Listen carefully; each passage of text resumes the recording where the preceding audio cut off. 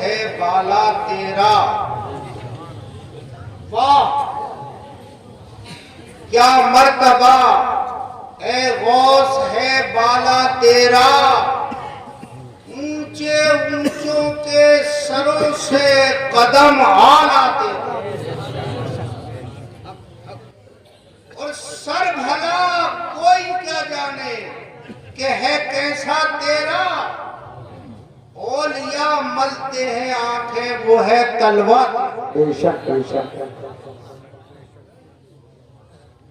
اور کچھ ہمیں بھی تعلق ہو گیا حاصل، تجھ سے در در سے سگ، سگ سے ہے مجھ کو نسبت، بے شک، میری گردن میں بھی ہے دور کا ڈورا، سبحان اللہ، میری گردن میں بھی ہے دور کا ڈورا تیرا، اور اس نشانی کے جو سگ ہیں نہیں مارے جاتے، بے شک، حشر تک میرے گلے میں رہے پٹا تیرا۔ آمین آمین آمین،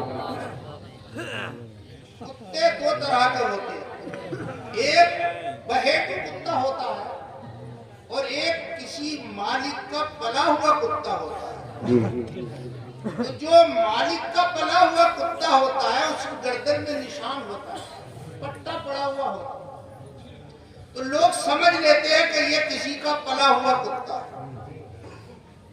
اب کتا جیسے مالک کا ہوتا ہے ویسے ہی اس کتے کی عظمت لوگوں کے دلوں پہ چھائی ہوتی ہے، تو ہم یہ کہہ رہے ہیں ہم کسی دنیا دار کی غلامی کا پٹا گلے میں ڈال کر نہیں چلتے، بغداد کے شہنشاہ کی غلامی کا پٹا چاہتے ہیں،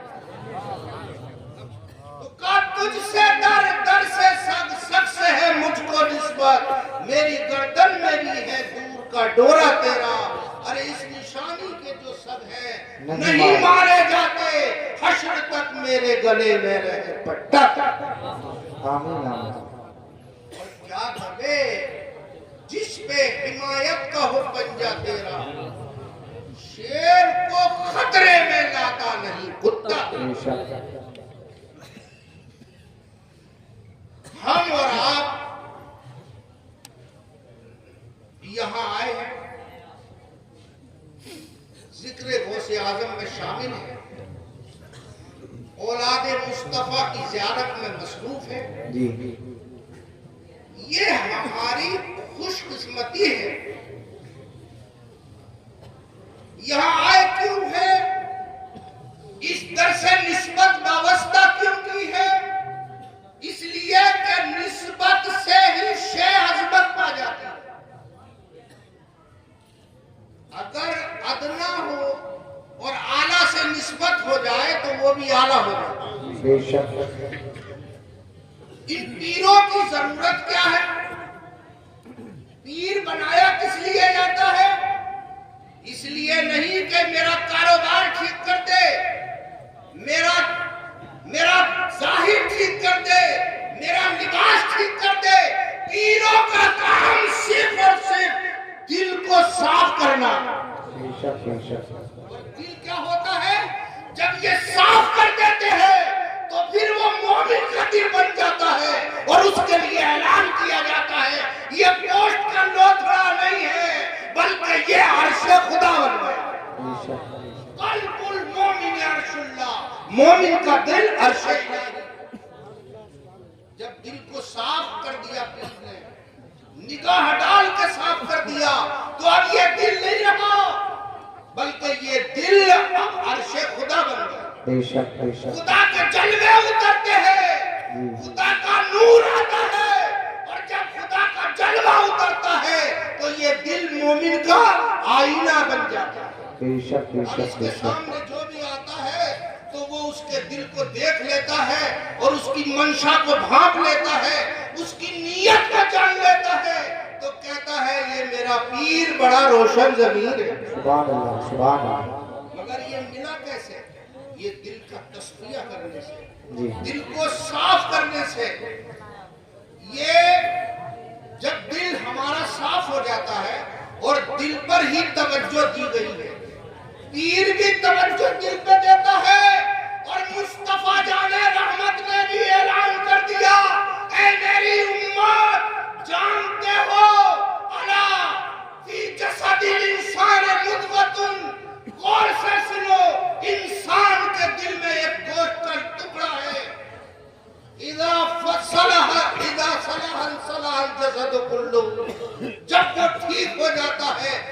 پورا جسم ٹھیک ہو جاتا ہے. بے شک. وَإِذَا فَسَدَتْ فَسَدَ الْجَسَدُ كُلُّهُ. اور جب وہ بگڑ جاتا ہے تو پورا جسم بگڑ جاتا ہے. اَلَا وَهِيَ الْقَلْبُ. غور سے سنو، وہ دل ہے. جسم میں ایک گوشت کا ٹکڑا ہے، اگر وہ صحیح رہا تو پورا جسم صحیح رہا، اور جب وہ بگڑ گیا تو پورا جسم بگڑ جاتا ہے. اس لیے کہ دل جو ہے وہ ہمارے جسم کا بادشاہ ہے. ہمیں جیسا حکم دیتا ہے ہم اس پہ عمل کرتے ہیں. ہاتھ وہی کام کرے گا جو دل حکم دے گا، زبان وہی بولے گی جو دل حکم دے گا، ہمارا کان وہی سنے گا جو دل حکم دے گا، ہمارا پاؤں وہی چلے گا جہاں دل حکم دے گا، ہاتھ وہی کام کرے گا. اس لیے مصطفیٰ نے فرمایا اے میری امت، اپنے دلوں کی اصلاح کر لو، دلوں کو سدھار لو. اور اسی تلاش میں ہم آ گئے جنیٹا. اے میرے پیر، اب ہمارے دل کو سدھار دو، اس دل کو منور کر دو، اس دل میں چیا بھر دو. بارگاہ نوشاہی میں عرض کر دیا، بارگاہ معظمی میں پیش کر دیا، اور انہوں نے اس دل کو ہمارے منور کر دیا. سبحان اللہ سبحان اللہ. اب یہ دل کیا ہے عرش خدا بن گیا. ہم یہاں آئے ہیں، ان بارگاہوں سے فیض ملتا ہے. ایک وہ بھی بندے ہیں جو یہاں نہیں آ پاتے، ان سے دور رہتے ہیں، ان کی خدمت نہیں کرتے، ان کی بارگاہوں میں نہیں آتے، ان کی گستاخیاں کرتے ہیں. وہ بھی انسان ہے. ناپ تولو گے تو بالکل برابر بیٹھیں گے، بناوٹ بالکل صحیح ہمارے جیسی ہے، اور ایک ہم ہیں. مگر دوستو، ہماری اور ان کی قیمت میں بڑا فرق ہے. ہماری قیمت وہ ہے جو پروردگار عالم نے ہمیں خرید کر جنت کا حقدار بنا دیا، اور ان کی قیمت وہ ہے جن کے لیے بھڑکتا ہوا جہنم بنا دیا. ہم دیکھتے ہیں کہ نسبت سے کیا ملتا ہے. آپ جانتے ہیں چمیلی کا تیل دنیا بولتی ہے، مگر کوئی دانہ نہیں بتاتا کہ چمیلی کا دانہ کیسا ہوتا ہے. دانہ پیدا ہی نہیں ہوتا، صرف پھول ہوتا ہے. مگر یہ تیل کیسے نکلتا ہے؟ تو اس کا جو طریقہ بتایا گیا وہ یہ بتایا گیا کہ چمیلی کے پھولوں کو کھلی فضا میں بچھایا جاتا ہے اور اس پر تلوں کو ڈال دیا جاتا ہے. پھر اس کے اوپر چمیلی کے پھول بسائے جاتے ہیں. تے بتے تلوں کے دانوں کو اس پھولوں میں ڈھک دیا جاتا ہے اور چند دن کے لیے اس کو چھوڑ دیا جاتا ہے کھلی فضا میں. پھر ان تل کے دانوں کو نکال کر جو پیلا جاتا ہے تو ان تلوں سے تل کا تیل نہیں، چمیلی کا تیل نکلتا ہے. میں نے سمجھا کہ اگر تل کا وہ دانہ جو پھولوں سے دور رکھا گیا اور وہ دانہ جو پھولوں میں بسا دیا گیا، دونوں کا وزن ایک ہے، صورت ایک ہے، مگر بات کیا ہے؟ ایک سے نکلا چمیلی کا تیل اور ایک سے نکالو تو نکلے گا تل کا تیل. قیمت میں فرق ہو گیا، اندازہ ہو گیا. ارے جب صحبت پھول کی قیمت بدل دیتی ہے تو اولیاء کی صحبت میں آ کے یقیناً قیمت میں کیوں نہ فرق ہو. بہت اچھے. سبحان اللہ سبحان اللہ. ہم یہ بات جانتے ہیں کہ اولیاء کی بارگاہ سے ہمیں جو فیض ملتا ہے اس سے ہماری قیمتوں میں اضافہ ہو جاتا ہے، ہمارے مقام و مرتبے میں فرق آ جاتا ہے، ہم مرتبے والے ہو جاتے ہیں. اور وہ انسان جو اولیاء کی بارگاہ سے دور رہتا ہے وہ بد نصیب ہے، اور وہ اولیاء کرام سے کوئی فیض حاصل نہیں کرتا. اسی مضمون کو شیخ سعدی نے پیش کیا گلستہ کے دباچے میں. کیا کہا؟ گلے خوشبو در حمام روزے، رسید از دست محبوب بدستم. ایک دن حمام میں مجھے ایک دوست کے ذریعے مٹی ملی. وہ گفتہ گلے خوشبو در حمام روزے، رسید از دست محبوب بدستم. بدو گفتہ کہ مشکی یا عبیری، کہ از ہوئے دل آویزے تو مستم، تو اس مٹی سے میں نے یہ کہا کہ تو مشک ہے یا عنبر، کہ تیری خوشبو دینے والی عادت سے میرا دل مست ہو گیا۔ سبحان اللہ۔ تو اس مٹی نے جواب دیا، وہ گفتہ من گلے ناچیز دم، جی ولیکن مدت با گل نشست، بے شک، میں ایک ناچیز مٹی ہوں، جی مگر کچھ دنوں تک میں پھول کی صحبت میں رہی۔ پھول کی صحبت نے مٹی میں ایسی خوشبو پیدا کر دی کہ وہ دل کو کھینچ رہی ہے۔ تو اس مٹی نے کیا کہا، جمال ہم نشیں درمن اثر کر۔ مٹی نے کہا میرے دوست کے جمال نے مجھ میں اثر کر دیا، وگرنہ من ہما خاکم کے ہستم، مگر پھر حقیقتاً میں وہی مٹی کی مٹی ہوں۔ جی تو صحبت نے اتنا اثر دے دیا کہ مٹی میں خوشبو پیدا ہو گئی۔ تو دوستو، یہ اللہ کے ولیوں کی بارگاہ میں کیا ملتا ہے؟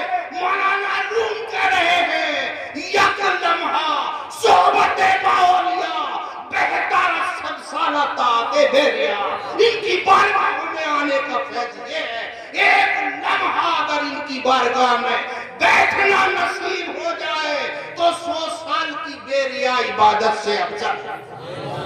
نعرہ تکبیر، نعرہ رسالت، فیضان اولیاء کرام، عظمت اولیاء کرام، سبحان اللہ سبحان اللہ۔ 100 سال کی عبادت جو بیریا کی جائے، محض وجہ اللہ کی جائے، اس سے بہتر یہ ہے کہ اللہ کے ولی کی بارگاہ میں ایک لمحہ نصیب ہو جائے۔ تو کتنے خوش نصیب ہیں ہم، کتنے خوش نصیب ہیں ہم۔ ارے جس نبی کو نہ دیکھا، جس حسین کی زیارت نصیب نہ ہو سکی، جس علی کا دیدار نہ ہو سکا، جس فاطمہ زہرا کی چادر کو نہ دیکھ سکے، اس چادر فاطمہ میں پلنے والے لاڈلے ہماری نگاہوں کے سامنے ہیں۔ یہ کیا آل رسول ہمارے سامنے ہے۔ اگر حسین کو نہ دیکھا تو کوئی بات نہیں، حسین کی اولاد ہماری نگاہوں کے سامنے ہے۔ پھر حسین کے وفادار، آل رسول کے وفادار بھی ہیں کچھ، اور آل رسول کے غدار بھی ہیں کچھ۔ یہ خوش قسمتی ہے کہ ہم غداروں میں نہیں، مصطفیٰ کے لالوں کے وفادار میں زندگی۔ بے شک بے شک بے شک، سبحان اللہ اور ان سبحان کی وفاداری ہی ہماری کامیابی کی ضمانت ہے، اللہ۔ حق ہمارے عروج کی ضمانت ہے، ہماری بلندیوں کی ضمانت ہے، ہماری ترقی کی ضمانت ہے۔ اس لیے کہ آل رسول وہ ہے جو ساری کائنات پر راج کرنے والے ہیں۔ ان کے باپ دادا کا معاملہ بھی ایسا ہی ہے۔ بیگم نے کہا ہے، بیگم یہی تو 5 ہے، مقصود کائنات خیر النساء حسین و حسن مصطفیٰ علی۔ یہی تو ہے کائنات کے حاکم، انہی کا تو چرچا ہے، انہی کا تو حکم چلے گا، انہی کے تو ماننے والوں کی سفارش کی جائے گی۔ جو ان کا رہے گا وہ کامیاب رہے گا، جو ان سے دور رہے گا وہ ناکام رہے گا۔ دنیا کامیاب چاہتے ہو، آخرت کامیاب بنانا چاہتے ہو تو آل رسول سے غداری مت کر لینا۔ ان کی غداری مصطفیٰ کی غداری ہے۔ اللہ ہم سب کی حفاظت فرمائے۔ السلام علیکم ورحمۃ اللہ۔